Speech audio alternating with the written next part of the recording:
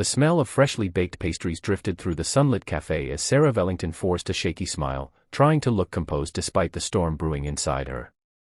It was supposed to be a perfect Christmas Eve morning, the kind of day that promised warmth, hope, and maybe even new beginnings.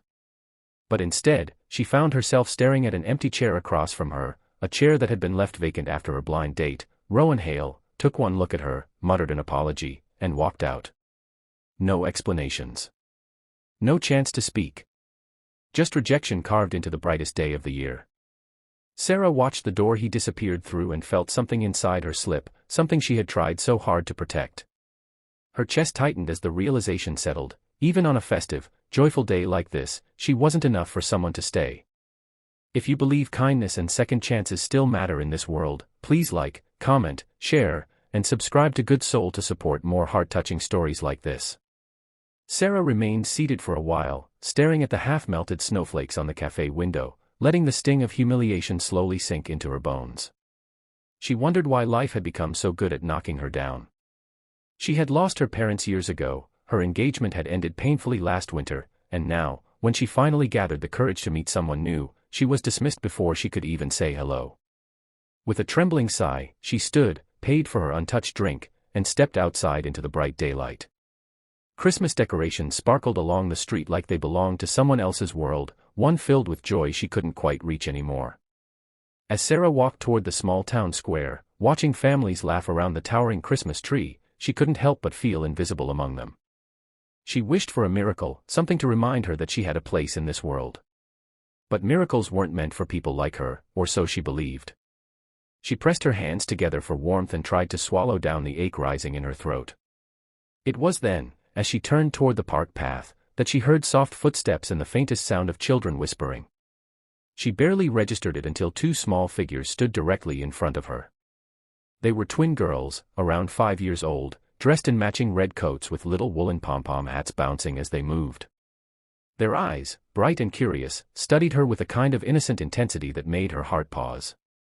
Before she could say anything, one of them gently held the hem of her coat, as if she were something precious they didn't want to lose. The other stepped closer, cheeks rosy, and stared up with a tenderness that pierced straight through Serah's loneliness. She noticed how neatly but simply they were dressed, how they carried a soft sadness beneath their bright expressions. They looked like children who smiled often but didn't always have a reason to. Serah knelt slowly, unsure what was happening, unsure how to speak when her voice felt trapped. The girls didn't hesitate. They wrapped their small arms around her in a sudden, warm embrace that took her breath away. She felt the tiny weight of their trust, the sincerity of their closeness, and the unexpected familiarity of being wanted. When they finally stepped back, their eyes glimmered with a hopeful longing that felt too big for their little bodies. Without using words, their message was clear: they felt safe with her, drawn to her, as if her presence filled a space in their hearts they didn't know how to describe. Serah blinked through the sudden burn of tears, overwhelmed by the purity of their affection. A few steps behind them stood Rowan Hale, the very man who had walked out on her earlier. But now he wasn't expressionless. He wasn't dismissive. He looked stunned, almost breathless, watching his daughters cling to her like they had found someone they had been looking for. The truth unraveled quietly as he approached with hesitant steps. Rowan hadn't left because of her, he had left out of fear, fear of disappointing someone new, fear of not being ready, fear of introducing anyone to the only family he had left. He had lost his wife years ago, and raising twins alone had left him guarded, unsure, and terrified of taking one more wrong step. But seeing his daughters, normally so shy, run to a stranger and embrace her like a missing piece they had been waiting for, it shook him awake in a way nothing else could. As the afternoon light stretched across the snow and filled the park with a warm golden glow, Rowan realized what his children saw before he did.